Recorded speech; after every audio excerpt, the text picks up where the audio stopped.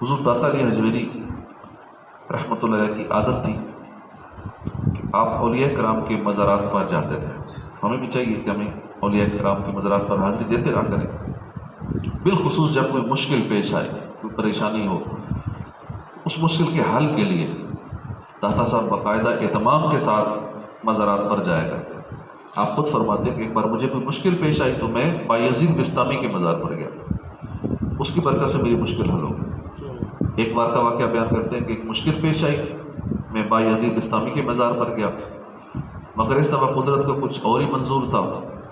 چنانچہ داتا حضور 3 ماہ تک مزار پر حاضر ہے لیکن مشکل حل نہیں ہوئی. آخر آپ خراسان تشریف لے گئے. خراسان میں ایک گاؤں تھا، وہاں پہنچے اور رات گزارنے کے لیے خانقاہ میں تشریف لے گئے. اس خانقاہ والے بڑے بے ادب قسم کے لوگ تھے. انہوں نے حضور داتا صاحب کے ساتھ بڑا سخت رویہ، نازیبا رویہ اختیار کیا. خود لذیذ کھانے کھائے، داتا صاحب کو خراب روٹی، سوکھی روٹی، پھپھوندی لگی روٹی وہ دیتے، اور معاذ اللہ تانے بھی دیتے تھے، جلی کٹی سناتے رہتے. حضور داتا علی حجویری باعمل اور حسن اخلاق والے تھے. آپ نے ان بے ادبوں کے اس رویے پر صبر کیا، کوئی جواب نہیں دیا. داتا صاحب فرماتے ہیں بس اسی صبر کے صدقے اللہ پاک نے میری مشکل حل کر دی. حضور داتا صاحب کے صدقے اللہ پاک ہمیں بھی صبر اور شکر کی دولت نصیب فرمائے. بعض کا بڑے بڑے کام نہیں ہوتے، ہم عبادت بھی کر رہے تھے وہ کام نہیں ہو رہے ہوتے، درباروں میں بھی جا رہے ہوتے وہ کام نہیں ہو رہے ہوتے، اور بھی کسی وجہ سے نہیں ہو رہے تھے. بندہ کسی مصیبت پہ صبر کر لیتا ہے وہ کام ہو جاتا ہے. یا بندہ وہ مرتبہ، وہ مقام جنت میں نہیں پا رہا ہوتا ہے جو اللہ پاک اسے عطا فرمانا چاہتا ہوتا ہے. وہ اللہ کا پیارا ہوتا ہے، وہ عبادت کے ذریعے اس مقام تک نہیں پہنچ پا رہا ہوتا. اللہ پاک اس پہ کوئی مصیبت بھیجتا ہے تاکہ اس بندے پہ مصیبت آئے، صبر کرے اور وہ مقام طے کرے. اس لیے کوئی پریشانی آئے، مصیبت آئے، تنگ دستی آ جائے، کوئی زخمی ہو جائے، چوٹ لگ جائے، کچھ بھی تکلیف آ جائے تو اس پہ صبر کریں کہ اللہ پاک اس کے بدلے میرے گناہ مٹائے گا، یا مجھے اللہ پاک جنت میں کوئی خاص درجہ دینا چاہتا ہے جو میں عبادت کے ذریعے نہیں حاصل کر پا رہا تھا. تو چلے اللہ پاک اس تکلیف کے ذریعے مجھ مقام عطا فرما دے گا. لوگوں کے برے رویے پر، غصے ہونے پر، انتقام کی آگ میں جلنے، اینٹ کا جواب پتھر سے دینے کی بجائے معاف کرنا سیکھ لیں. اللہ ہمیں عمل کی توفیق عطا فرمائے. حضور داتا صاحب جب لاہور تشریف لائے تو یہاں آپ نے زیادہ توجہ ایک ہی کام پر دی، اسلام کی تبلیغ پر، اللہ کے بندوں کو اللہ کے راستے پر لگانے پر توجہ دی.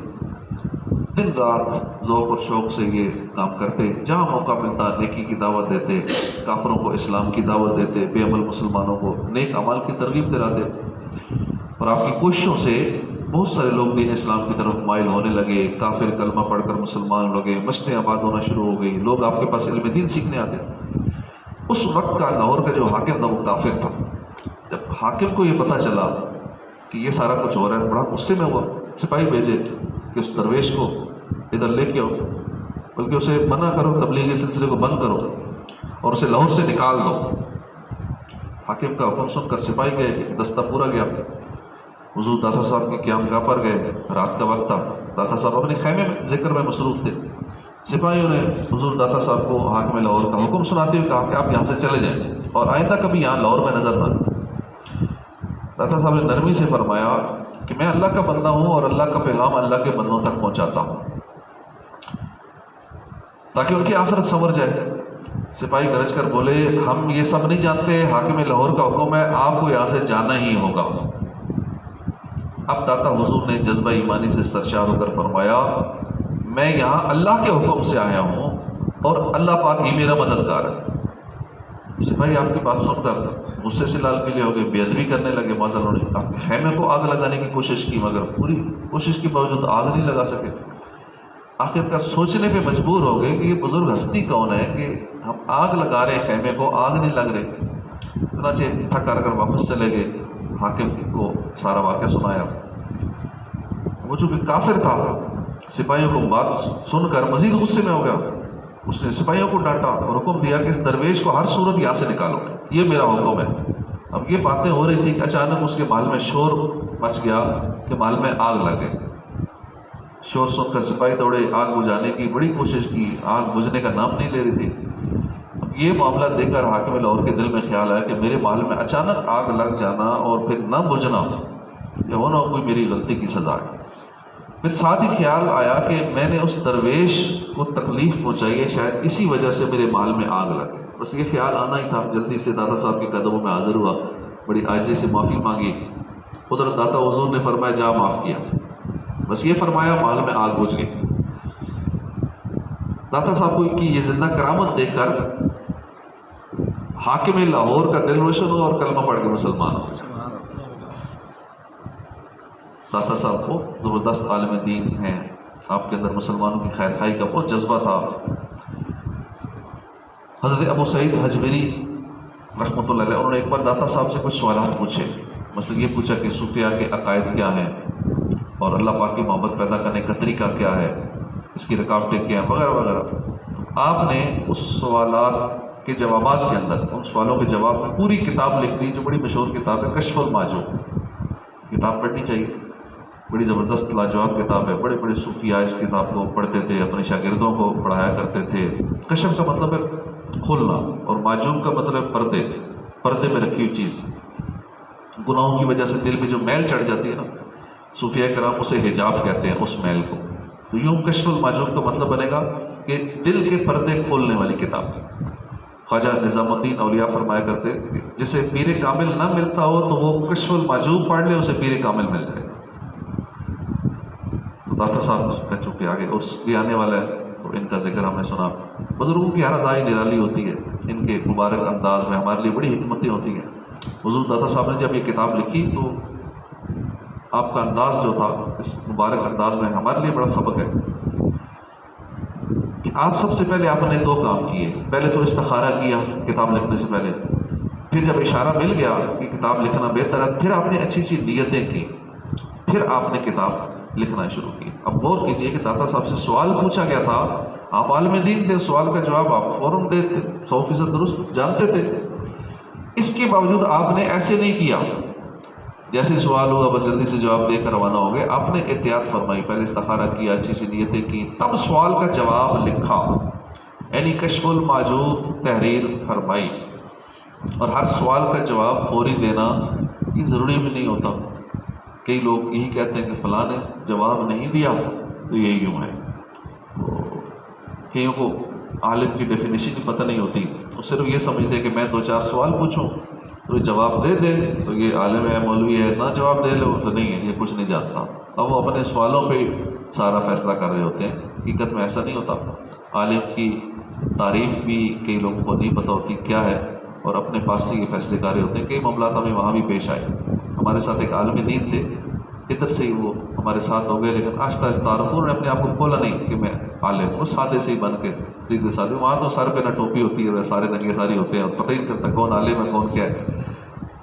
تو وہاں داڑھی والے بھی کئی ہوتے ہیں، اب داڑھی والوں کو پتہ نہیں کون عالم ہے، اور کئی نے خود کو ویسے چھپا کے رکھا ہوتا ہے۔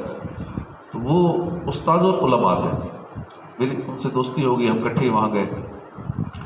تعارف میں پوچھوں تو وہ بات تھوڑا گول مول کر دیں، دیگر باتوں میں لگ جائے۔ بڑے بعمل اور ینگ نوجوان تھا، شاید 25-30 سال کے قریب ایج تھی۔ اب ان کے کمرے میں جو باقی لوگ تھے وہ دنیا دار قسم کے تھے، کاروباری حضرات تھے، وہ بھی نہ سمجھ سکے ان کو، وہ مذاق مستی جس طرح آپس میں سب کی چلتی ہے ان کے ساتھ بھی اسی طرح لیں، ان کو بھی ادب و احترام نہ کریں۔ پھر ایک کوئی بد مذہب میجر تھا یا کرنل تھا، تو دوسرے عقائد والا، اس کو تھوڑا سا اندازہ تھا کہ کوئی سنی لگ رہا ہے، تو وہ بھی مطلب دوسری بات میں تھوڑا بہت سمجھ گئے کہ مولوی صاحب ہے، اتنا تھوڑا پتہ کہ مولوی صاحب ہے۔ پھر جب وہ سوال ان سے پوچھے، کھانے کے ٹیبل پہ ہم بیٹھے تھے، تو ان سے کہا مولوی صاحب یہ مسئلہ بتائیں۔ اس نے کہا جی مولوی نہیں کہنا چاہیے ہر ایک کو، عالم ہونا بڑی وہ ہے، درس انتظامی کرنا پڑتا ہے، یہ کر کے پھر عالم بنتے ہیں، بڑا ٹائم لگتا ہے، مدرسے جانا پڑتا ہے، تو آپ اس کو مولوی کیسے کہہ رہے ہیں، عالم کیسے کہہ رہے ہیں؟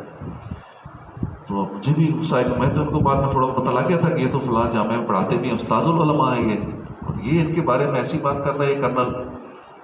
تو بڑا صبر کیا، وہ بھی سامنے بیٹھے تھے، اس نے 2-4 سوال پوچھے ان کے سامنے، ثابت کرنے کے لیے مولوی ہے یا نہیں۔ حج کے بارے میں 2-4 سوال تھے، جن کا ایک سوال کا جواب انہوں نے کہا کہ میں بعد میں دوں گا، معلوم کر کے اس کا کچھ یوں بنتا ہے، ڈاؤٹ ہے۔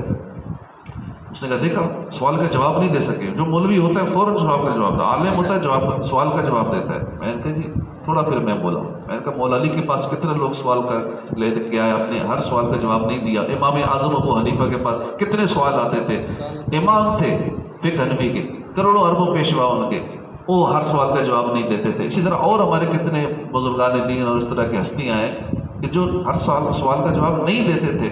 تو کیا سوال کا جواب دینا یہ ضروری ہے؟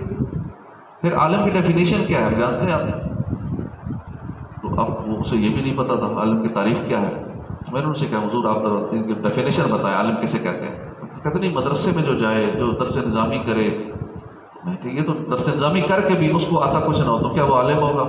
اب پھر وہاں چپ، کیونکہ یہ لوگ 10 20 سال پڑھتے رہتے ہیں لیکن بیچاروں کو آتا کچھ نہیں ہے. اور کئی ایسے جو کتابوں کا مطالعہ کر کے یا علماء سے سن کے اتنا سیکھ جاتے ہیں، صرف بہار شریعت اور فتاوی رضویہ جو پڑھ لے وہ بہترین عالم بن جاتا ہے. لیکن عالم 10 سال پڑھ کے بھی ان کو بہار شریعت اور فتاوی رضویہ نہیں پڑھا ہوتا، نہیں پتہ ہوتا. تو یوں اس طرح کے لوگ ہوتے ہیں جو اپنے اس ذوق میں، اپنے خیال میں ایک کسی چیز کی ڈیفینیشن گھڑ لیتے ہیں اور اس طرح کی غلط فہمیوں کا شکار ہوتے ہیں. تو کئی لوگ اپنے آپ کو اس طرح چھپا کے رکھتے ہیں، ظاہر نہیں کرتے.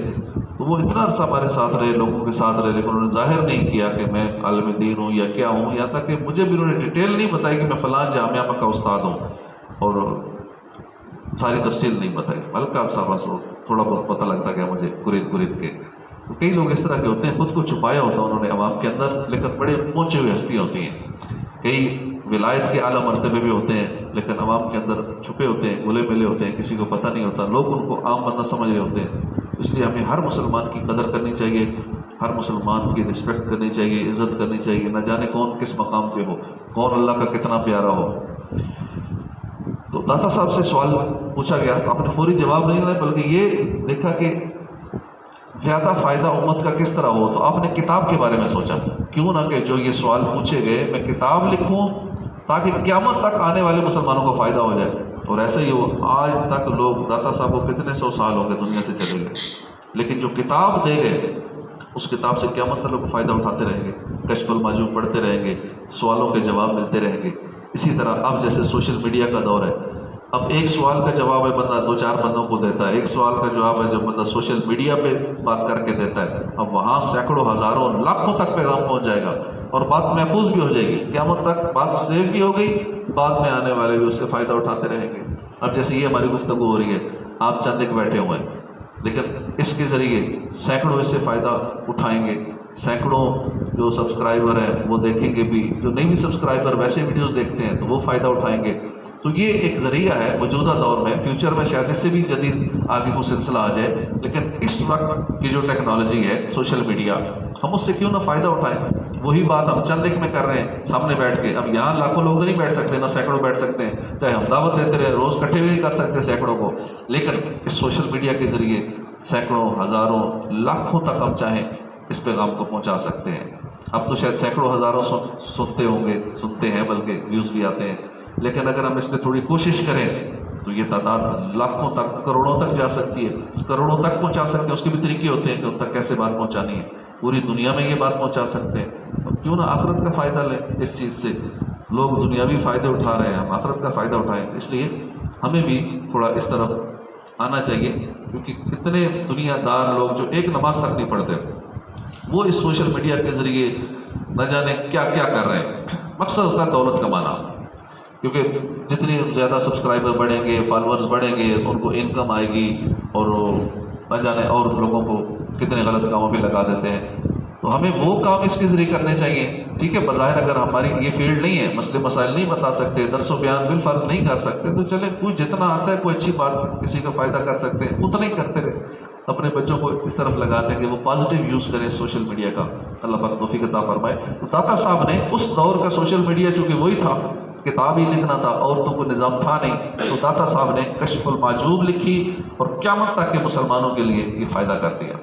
اب ہم غور کریں ہمارا حال کیا ہوتا ہے کہ بس کچھ سوال پوچھے، دل کرتا ہے فوری جواب دے دیں، پتہ ہے یا نہیں، فوراً جواب دینے کا کہ دوسرا جواب نہ دے دیں، ہم ذرا پہلے جواب دے دیں، جو سمجھ میں آئے بول دیتے ہیں. بعض دفعہ تو سوال ہم سے پوچھا بھی نہیں جاتا، سوال کسی اور سے پوچھا جا رہا ہے، جواب ہم دے دیتے ہیں.